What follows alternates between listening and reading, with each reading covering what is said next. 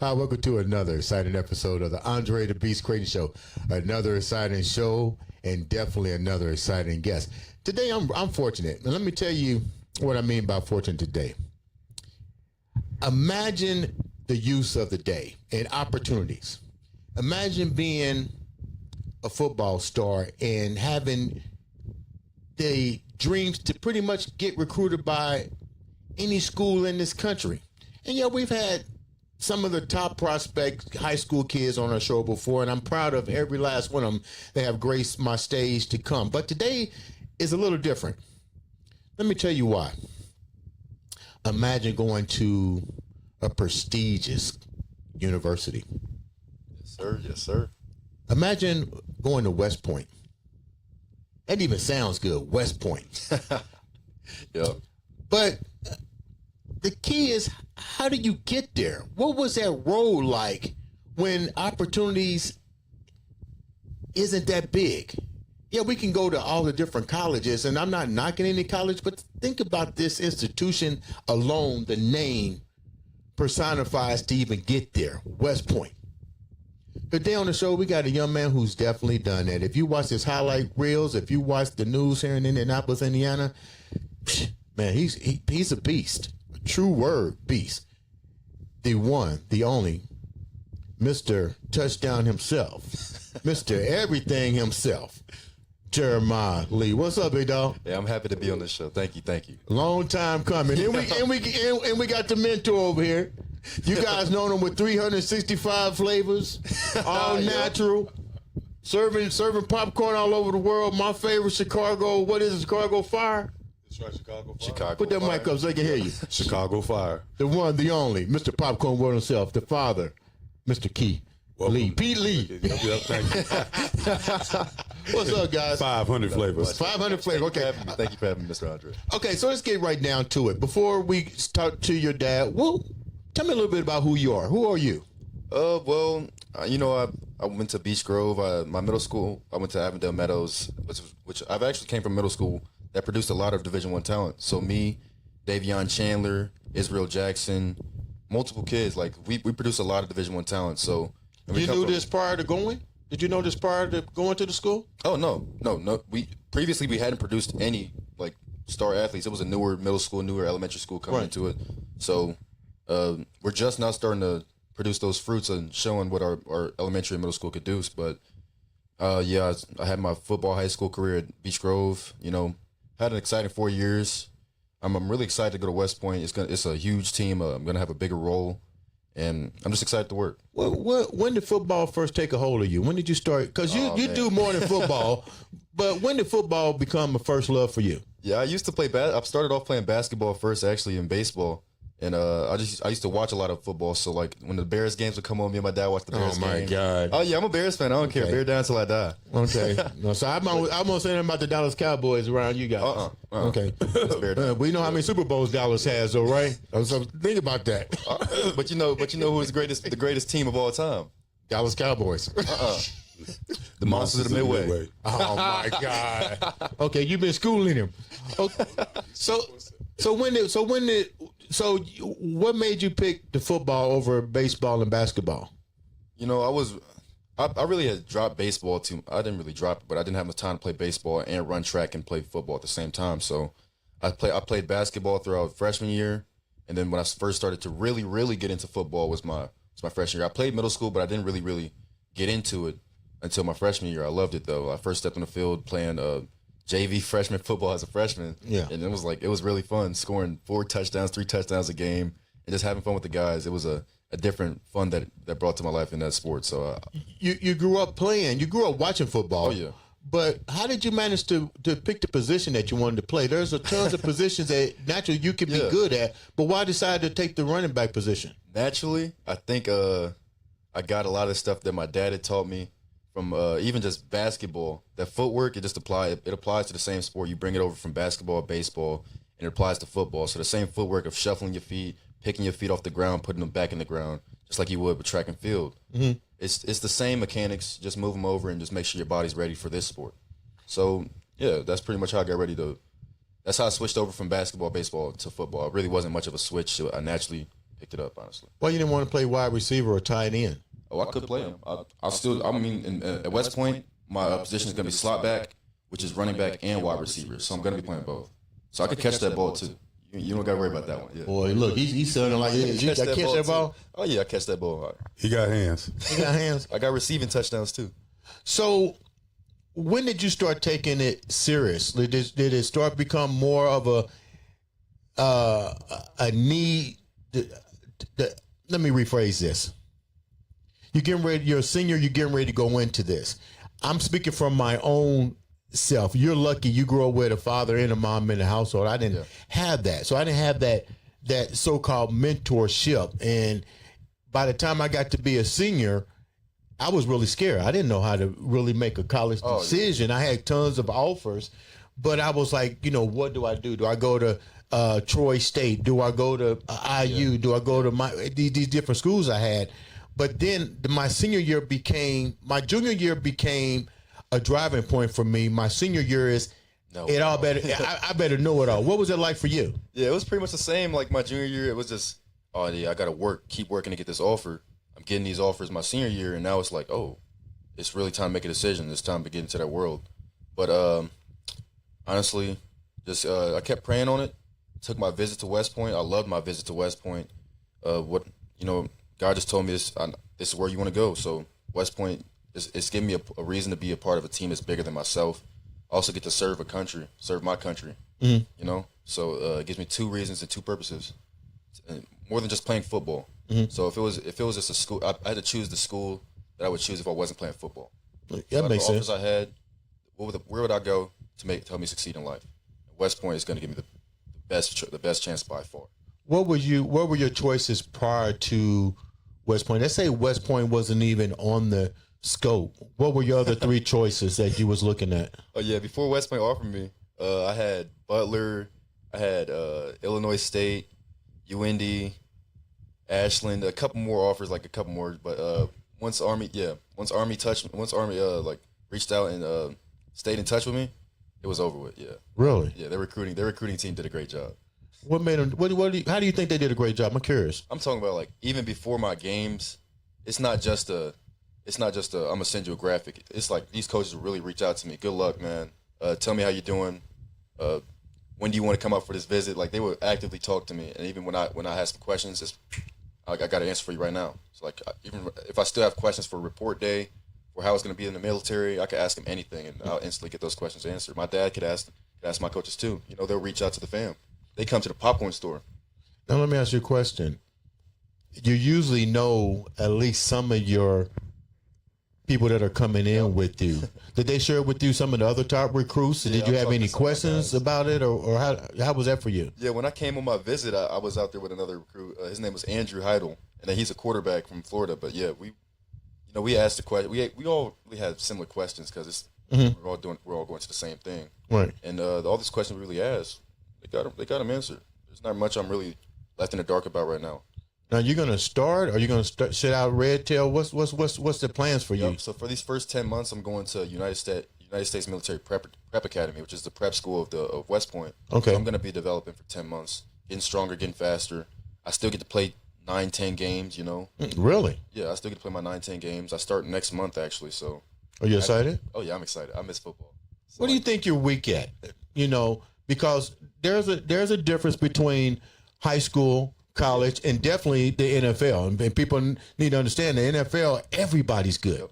Everybody's good, but that's about opportunity. If somebody gets hurt, it's next man up, but that next man could take your job. Yeah. This is different for you. What do you think you need to work on to get better, to stay on the field, but more importantly, to stay healthy? To stay healthy, honestly, what I tell everybody, you have to stretch every day. Wake up and stretch. That's the main reason I can stay, with less energy, with less injuries than most people. I don't tear stuff. Thank God, I don't tear anything. Break bones, but eat the right stuff. Stretch a lot for sure. Eat the right stuff. I've been to your house. I know. Yeah. Make sure you put some mass on you. You ain't got no mass, you're gonna be broken. You just got straight bones. Especially in D1 college, you're gonna be out there be a skeleton. Get broken half. So you mentioned that West Point really stood out Yeah. for you. Was there a school that you had in mind that you wanted to go to, but if that wasn't on the table? We know the offers you got, but let's get real. What were the 3 choices? I'm gonna give you 5. Okay. I'm hoping I'll give you that he say the right one.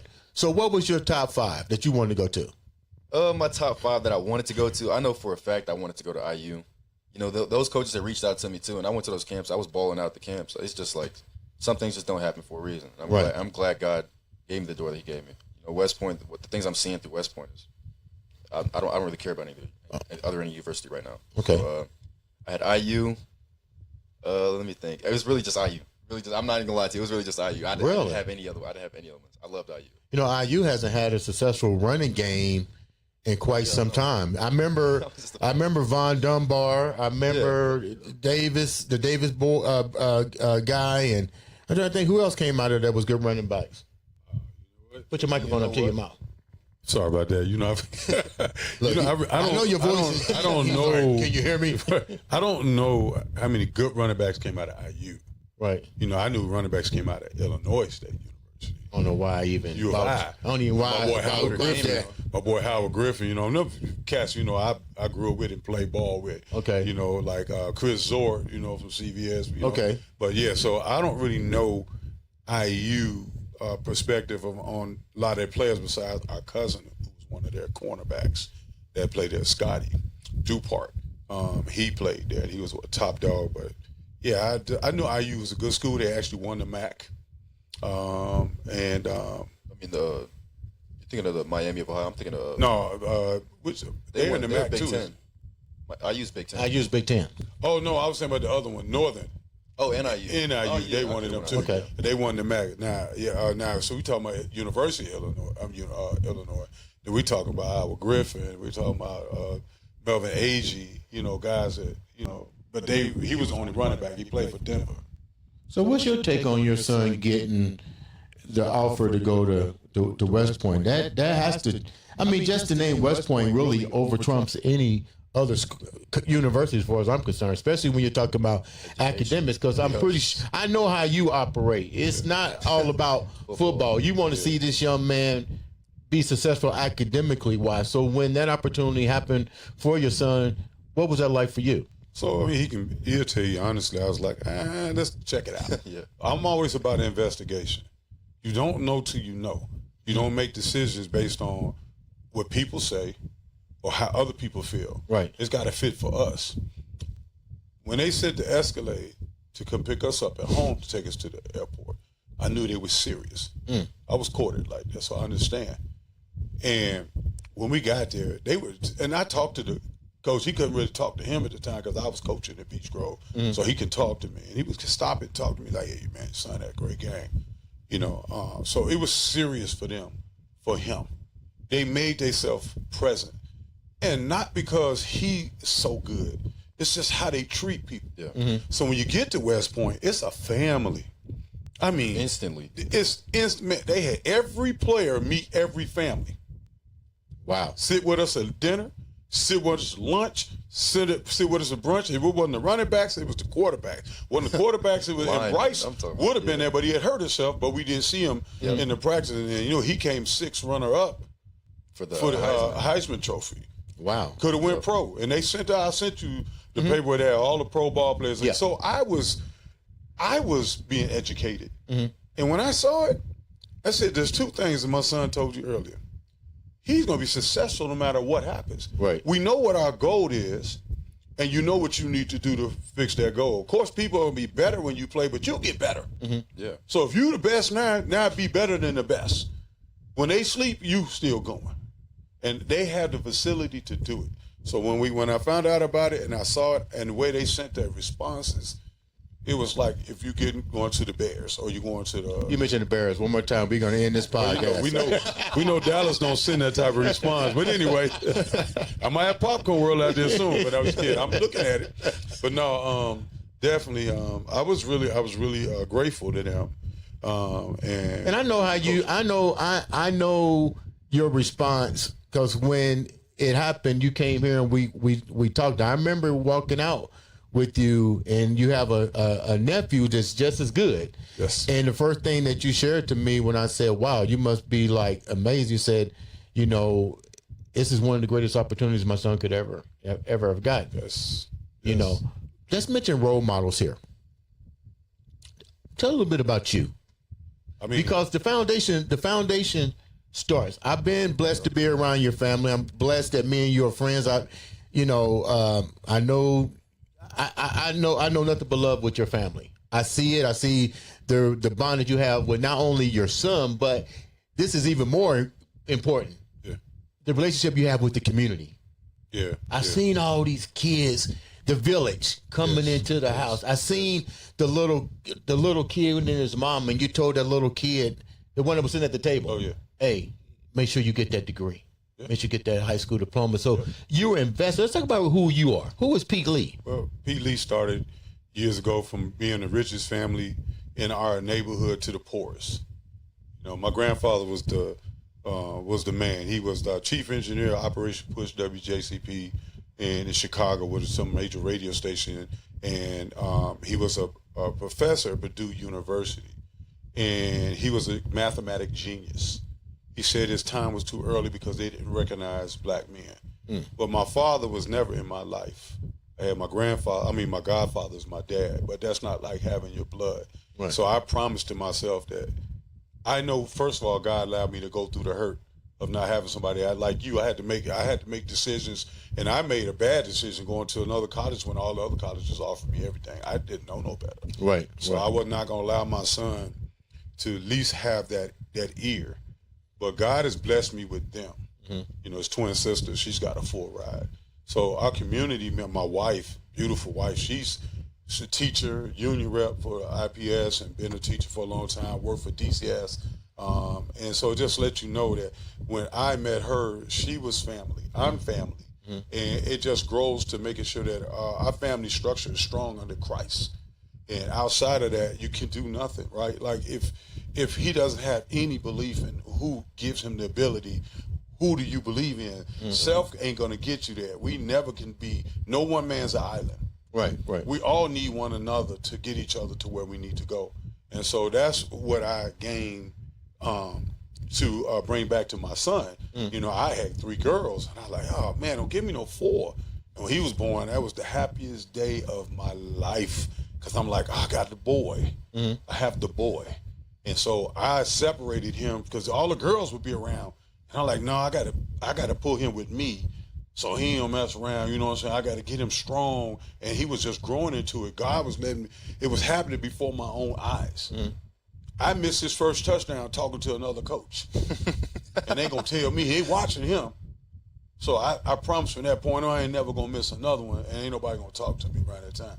But I gave him the talent of being an athlete that I gained. What are you afraid of? He's getting ready to go off. Both of your kids are getting ready to go. They're twins. Yeah. They're getting ready to go off. But this is your son. This is the one that you're molding into what you, let me use this word the right way, because I tell people we live through our kids, but we don't force our dreams to go through the kids all the time. But this is your son. What are you afraid of now? He's getting ready to leave the nest. He has a great opportunity. And let's get real. You're going to be a long way away from him. What are you mostly afraid of now? See, so we already don't bring up nothing about Chicago Bears. No. We've had this conversation. I put all I need to put into my son. I'm not afraid of anything. I told him, go be a man at this point. I've given you everything. You have all the ethics that I can ever give you. Right. The rest is on you at this point. Mm-hmm. And the thing is, no matter what he chooses to do, whatever he's going to be, I'm always going to be there. And there ain't no distance in the world is going to keep me from my son. Mm. You get emotional. I see you, dog. I see you. No distance. I see you. No distance. Yeah. I'll move the moon to get to my kids. Because the hurt that we've been through, we prepared them. We prepared them to get away from influence.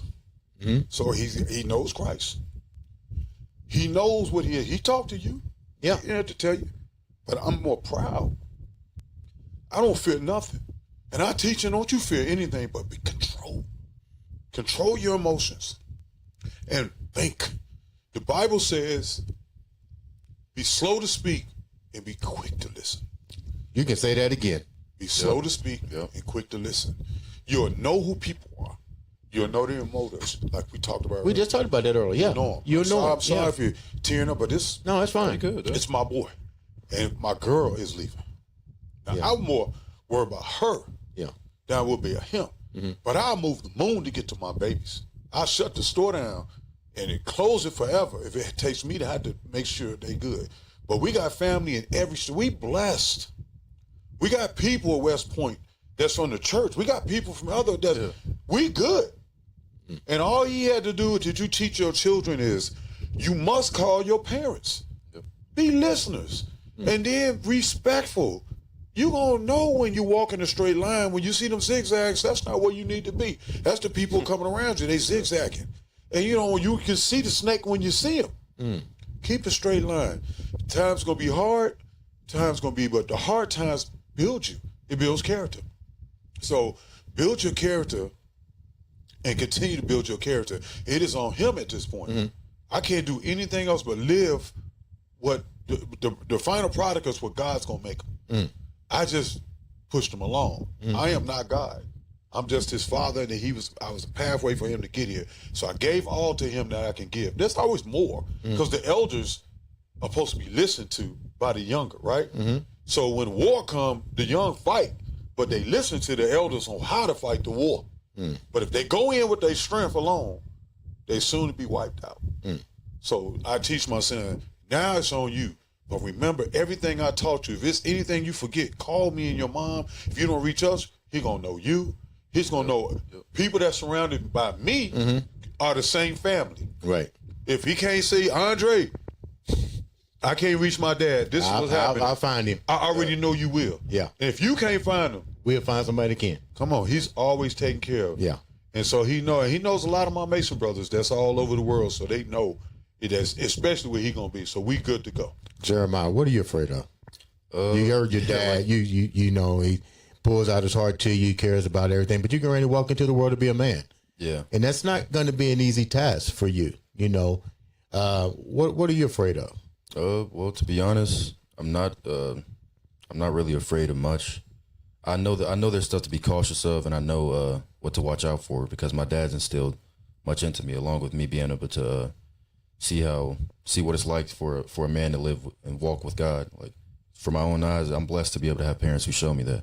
So I'll just be able to use their examples while I'm in college and on my own to be able to just follow suit like that and be able to walk my own journey and have God with me. So I know that God's got me regardless. So I know I'm not going to be afraid of anything, especially going into the military. I've had much time to think about what should you be afraid of going into the military. Like, forget football, going to the military, what should you be afraid of? Thinking over that type of stuff and then praying. Not afraid of much. But if anything, I'm not afraid of anything at all. I'm just ready to get to work. Let me ask you a question.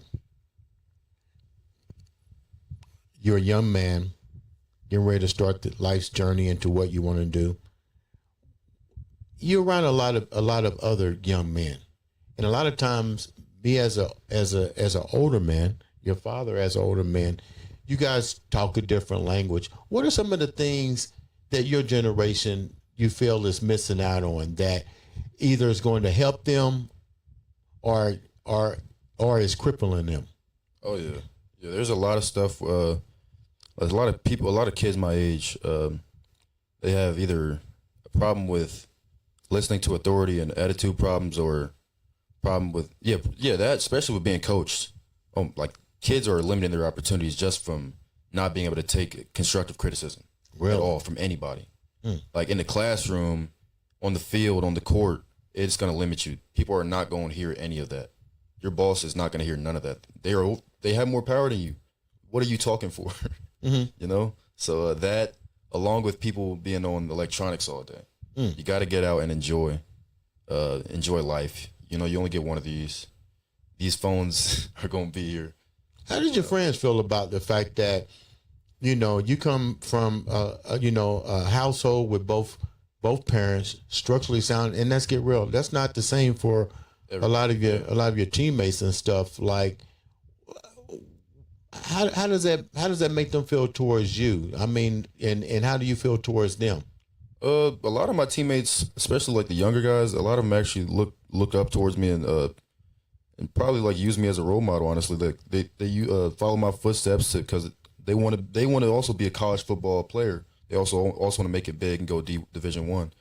I'm like, man, just keep working and know as long as you got God by your side, you can do anything, literally anything. So just keep working, stay out of trouble. I just try to keep the young guys and my teammates out of trouble, but they've also been very supportive since I've came to Beach Grove. Since I came to Beach Grove, honestly, they've been very supportive. Now, Beach Grove is what? Is that south? Yeah, southeast. It's a small town. Right off Emerson. But when I tell you it's a small community that really shows support, I know almost everybody in Beach Grove.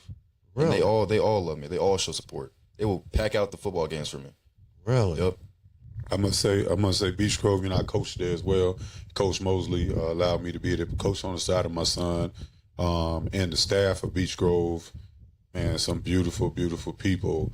And I just wanted to clear up one thing. What we're saying, I don't live through my son. I live for my son. I like the way you said and that. He's gonna live for himself. I've already been there. Things didn't work out for me, and I'm fine. It might have been the best thing to happen to me because my area. What do you mean things didn't work out for you? You're pretty successful. No, I'm talking about as far as playing pro ball. Oh, things work out, but all my buddies have been there. So we all close. My boy Devon McDonald, but played with the Colts. Played in Notre Dame. My boy Chris Zort, who I love to death. I ain't seen him in years. Howard Griffin, Dempsey Norman, Russell Merlin. I mean, even basketball. I played all these sports, and I will win it. Did you say Russell Merlin? Yeah, Russell Merlin. That's my guy. And his dad used to own the car lot. I'm going to repeat that name again. Russell Merlin? Russell Merlin and Jim Merlin. I knew he played the Dallas. Okay. Did he play where? Hey, Russ, if you see this, your boy P. Lee tell you hi. And tell your dad I say hi, and I hope he's still living and all. But we all from Peel Hill, so we all know each other. We love each other. But, yeah, so my son has got a chance to meet a lot of celebrities, so he's not, like, shy because, Common Sense is like my little brother. Been knowing him since he was a kid. And we in the neighborhood of Chicago, where you come up, athlete, you have to be an athlete. It was athlete first and academic last. But now it started changing. You had that academic because you can't go nowhere. You're just a professional gangbanger. So when I coached at CVS High School, one of our things with Coach Chambers and Coach Underwood and Coach Jones, we always told these kids, we don't want to raise professional gangbangers. We need to see grades because if I'm going to waste my time developing you to go out in the streets and kill somebody or get killed, I wasted my time. Yeah. My time has to be utilized wisely. And all the kids that be around him look at me as the pops or look at me as unc because I love them all. Ain't none of them going to get away. Why did you leave Chicago? What brought you to the greatest city in the world, Indianapolis, Indiana? Do I need to say that again? What brought you to the greatest city in the world, Indianapolis, Indiana? Sometimes circumstances change things. I had an opportunity to do concerts, which I did even in Chicago at the Pike Township. And as I was developing and started doing good things with promoters here, fortunately, they get ready to sell Pike Township, which is now a flea market. And I had a house being built from ground level up, so I had to work at a place I never wanted to work. But I did whatever it took to keep my family's dream alive. The kids were established. He was playing AAU ball since a kid with Ian and Yuri. Yuri's my boy. He's a referee also, and he's a chess master. And so he played with those guys, and they all developed. And the AM, the grammar school I coached at as well, and we won the championship. Just to let you know, the year I coached, we won the championship. And then that's when he went to high school. AME, is it AMC? What was it? AMS? Was that the AMS? Yeah, AMS. It was like, first it was Challenge Foundation Academy at the elementary school. Then they changed it to Avondale Meadows Academy. Yes. Then we built a middle school, Avondale Meadows Middle School.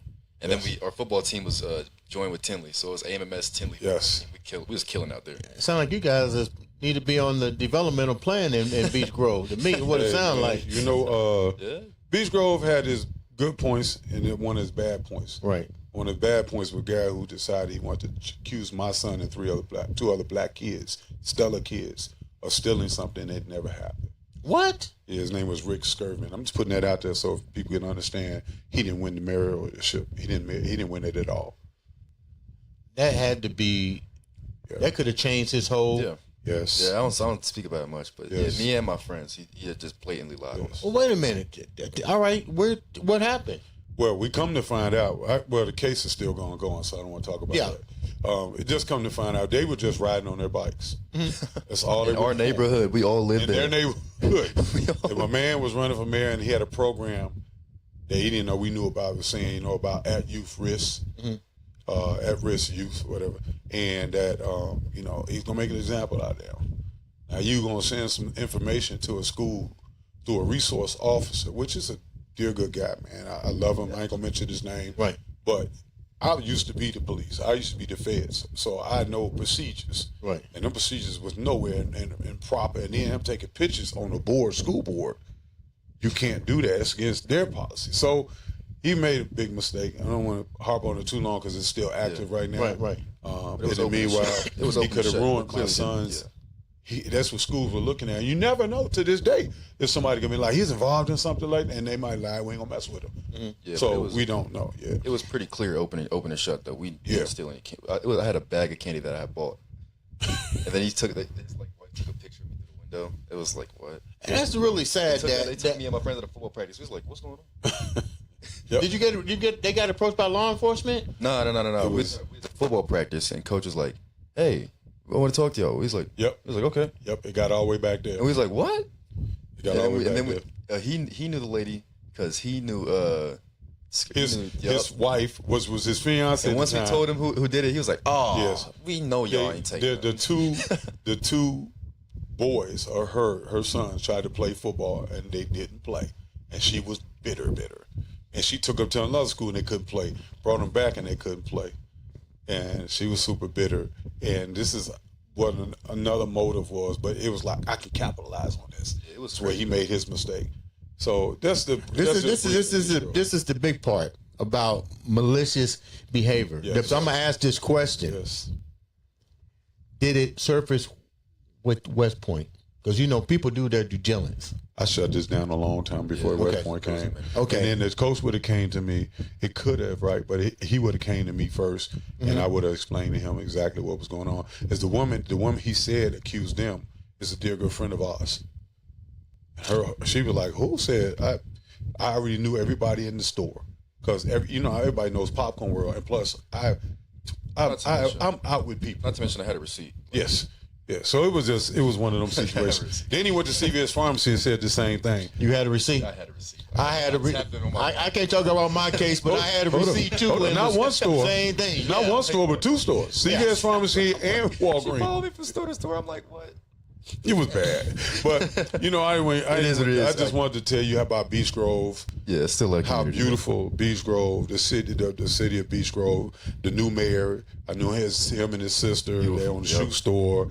Also, the old mayor was really nice because they come in my store. They show their support for my son even through me, and they come. And I just want to thank Beach Grove for every opportunity, and then also the athletic director Daniels. Got to give it good up to him, and old coach Winters. Because when nobody say Winters, he saw talent in my son, and he I don't care if he ran him 85 times in the game.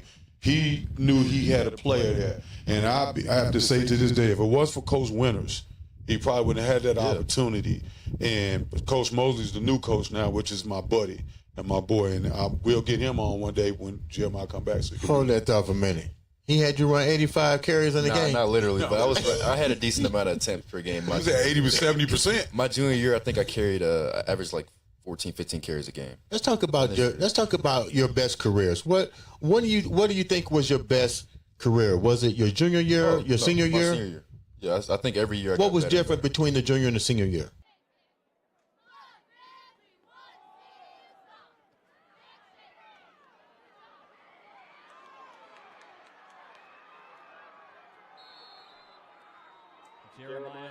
I ran the ball less. Yeah, we started throwing the ball a lot more. Okay. That's really it. And we had a lot of new people, but the main difference was we threw the ball a lot more. We ran the ball less, but we didn't need to run the ball as many times because I would still get the amount of yards. If you get a first down, you don't need to run me back to back right after that first down, or like the entire drive. Right. We can air it out if they're giving us the pass. Right. Because in my junior year, we would run the ball and they were stopping the run, but we're still running the ball. This year, if we're running the ball and it's stopping the run, we're gonna pass it. We're not gonna force the run. But your senior year, you really, let's call it what it is, you balled out. Oh yeah, still balled out. I think both years I definitely balled out. Yeah, I was gonna say he balled out, and actually all 3 years, but the last two, because I gave you the sophomore tape, Yeah. the junior tape, and they almost similar. Yeah. Did you get my senior year tape too? I got all your I was stuff. gonna say, yeah. You can see. I got all your stuff. Yeah, when it came to. But it looks so effortless. I can't tell the difference because there's no performance lag Yeah. Oh yeah. in either one. You see, That's what I was saying. You got to play hard all game. It could be first quarter, second quarter, third quarter, fourth quarter. You got to run that ball as hard as you can. let me ask you a question. Yeah. What is greatness to you? Greatness is being the best player of all time. There is nothing short of being great. The greatest. What's the definition of great? What does greatness look like to you? That's the question. Because I'm gonna tell you what greatness is to me. I know I can be great, so I think what greatness would look like for me is just me continuing to work as hard as I possibly can until I get to my goals, which is really just to be that running back, wide receiver in the NFL. That's my goal, and be that Heisman Trophy winner. You know. That's now, great. When this happens, I hope to be I know. alive I've been speaking it. to go get that. No, I'm to sit working there for with it. you, right? Yeah, Am I'm I sitting working there? for it. Okay. Yeah, I'm working for it. I tell you, I'm working for it. That's what it is. Greatness to me, when I used to strive for it, was an area I wanted to go. Mm-hmm. So I did everything it takes to get to greatness. Yep. But I know I can never achieve greatness because I can't put it past God. Right. Yeah. God was my ultimate goal. If I do nothing else on this earth, You got will God. I live with Him Yeah. forever? Mm. But everything underneath that was obtainable. Mm. So all I had to do was reach and strive. So, Yeah. the hard work towards greatness is what you look back and say, I did it. I did that thing. Even if you halfway there. There's so many people way don't even think about it. Don't think about it. Yeah. They ain't even going to I'm get think about going it. to tell you what I think greatness is. My definition of greatness is simply this. Greatness is, let me put it in the right words. You have to do things continuously. Yeah. Continuously. Relentless effort, which you do. Like I said about the videotapes, I didn't see any lag time because I saw to be great, you have to be consistent. Yeah. You can't fall off here. Yeah.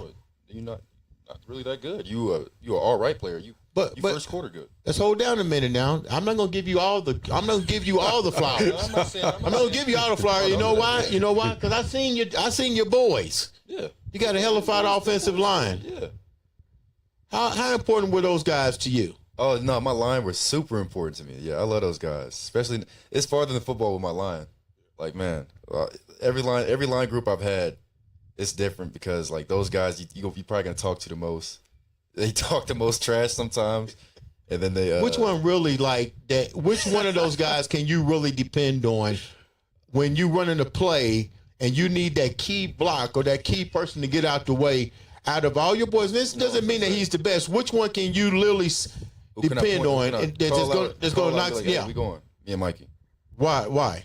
Oh yeah, he just gonna block for me. He gonna move too. He got size. Well, he's 300 something pounds. He was gonna move. I was a line For coach. 3 years, he's blocked for me. So in certain plays, I'm going with Andy.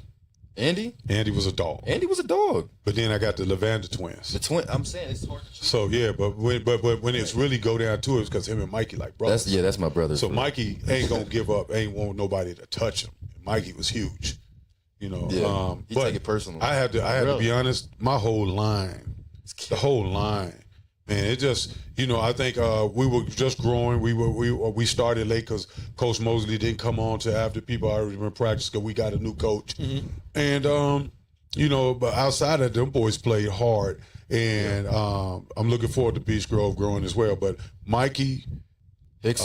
Hickson, oh yeah, that's my. He's a young Hickson guy knows, too. yeah, Hickson, that's my. That's a young guy. Hickson is. He's gonna be a dog. He's gonna be a dog, and I'm gonna train with them when I get back. Right now, this year getting them out, it's hard for me. So you plan to keep you plan to stay active with the football team long after your son is gone. I take it. Yeah. Any way I can, even through donations or fundraisers. Like CVS High School when I coached there, Jatan, McNutt, all of them I still see them on Facebook or they call, reach out to me. It's kind of funny when they say coach and they grown. I'm like, oh, Lord, how old am I? You know how that feel, right? But Not really. Yeah. Oh, well, yeah. Well, but yeah, so yeah, that's the bond I see them building. Right. And that's what lets me know that everything is going in the right direction. What we've seen, I'm seeing. Before we wrap up, let's make sure I keep the spotlight on you because, first of all, thanks so much because I know you're busy. Thank you. We're recruiting and stuff, and I kept telling your dad, we got to get him. You leave in a couple of days, to come and be on the show. I don't see nothing but success coming from him because I see the word, like I said, greatness is being consistent, and you're definitely consistent. What do you want to see for yourself? I see the Heisman. You know, you're doing your thing with the Heisman. Oh, yeah. But what's the big picture for you? Big picture for me is generally just getting to the point in my career where I know I can say I was able to enjoy the game of football and also know that I've achieved my goal, which is also being in the NFL. Which I know I want to be there, which is the big goal, but also just being able to keep enjoying the game. Because the way I've never enjoyed a game the way I do with football. Like I haven't lost a single ounce of love for football since I've been playing. Basketball, I can say I loved basketball for 8, 9, 10 years. And I know exactly when I stopped liking it. Football. Whoa, hold that. When was it that you stopped liking it? That's interesting. When I started liking football. Okay, so one overpowered the other. Okay, I got you. I'm talking about when I played my first real game of football and I played all minute, like the whole game. Yeah. I was like, oh, basketball. I want to throw my basketball shoes away. I ain't want to shoot another basketball. I could live the rest of my life not shooting another basketball. But real fast on that note, he was one of the top basketball players in the country. He was scoring 25 and 30 points a game. Yeah. And that's why when he threw me off when he said football. So I just wanted to say that. He really didn't think. I was like, Dad, I like football. They was like, y'all. He was like, you really don't like football like that. He was like, I like football now, y'all. Really? Yeah, because it was the first year I really started playing football. But that's kind of cool that you was able to just walk away from it without any regrets. I mean, I still play basketball with the guys. Like if they ask me, they need a fifth or a fourth to play some basketball. I'll lace them up and I'll still play. I'm not trash. I said I'm not trashing, but I just like football a lot more. And I'd say the drop off from me enjoying basketball, it went lower while football just went up. So your goal is to make it to the NFL. You're already projecting. What team? What team? You're in the Bears. I can't get them changed. I'm not changing it. The Bears. We're going to beat Dallas. We just going to leave it like that. I can't get him to change his mindset for nothing. He's stuck on this Bears thing. Okay. What about the Colts? You live here. What about the Colts? Nah. The closest thing y'all can get to me repping the Indiana team is the Pacers. I like the Pacers based off the way they play. Don't get me wrong. And they made it. I'm a bandwagon. It is what it is. I'm a bandwagon for the Pacers. Yeah. I wish we had made it. I'm saying we love the Colts. It's not that. Just so many Colts fans be doing all that talking. So much Colts fans that talk. So that's why terrible years. Okay. I got you. I feel you. Before we leave, shout out Anthony Richardson though. I met him before. Shout out Anthony Richardson. You like Anthony Richardson? Yeah, I met him at Game 6 of the Pacers or something. Yeah, it was cool. He's a cool dude. Good guy. Okay. Yeah, he's a phenomenal player. I wish his speedy recovery and that. Yeah. Hopefully he gets to get on that field and take us to the playoffs. Before we leave, once again, thank you so much for taking time to come on the show. Your mentor is right here. What would you like to tell your dad before you getting ready to head off to school and stuff? What would you like to tell your dad before we leave? Is there something emotional you like to tell him? Or? It's a lot. It's a lot I've had on my mind to tell my parents, especially before I leave. I had something in mind. I'm gonna give him something before I leave. Yeah. But if I could tell him a couple words right now, Dad, you definitely give me a lot more than enough for me to succeed. You told me, man, it's countless skills when it comes to football, basketball, all these sports. You've set me up in an amazing situation. I really do thank you for that. You showed me what it looks like for a man to walk in Christ my whole life, just for me to be able to see that from my own eyes. Just have an example. That's the biggest thing of it all. So I appreciate you for that, Dad. And while I'm away at West Point, I'm gonna be taking care of my body. You know, I want you to take care of yours and my mom. Gotcha. Oh yeah, I know that. You ain't going. I don't know when you get back in the gym, you don't stop. We already in the gym. Now. I'm saying we got I'm back. gonna wait till he get better because that's gonna be training me anyway. That's see all his trophies up there. This guy, this the piece for real. But ain't gonna pay. and saying that, it's like I said, it's never like it's over until I'm gone. So we always can learn from one another, and then I also learn from you. You know, and remember, the example I try to set to you is not only do I walk in Christ, but unperfectly. Yeah. Because I'm not perfect. People keep trying to think that Christians trying to say you can't do this, can't do it. We're not supposed to, but if we do, I'm forgiven. Yep. And I when that means I can't just go out and do things. It just means that, okay, I made a mistake. I don't want to really do this again. But who's to say I don't do it again? I can never cover myself because I don't have the power. Yeah. But who has the power was who I profess my love to. So that means that, you know, as we talk today, and just the little lesson on that is that we are always on duty.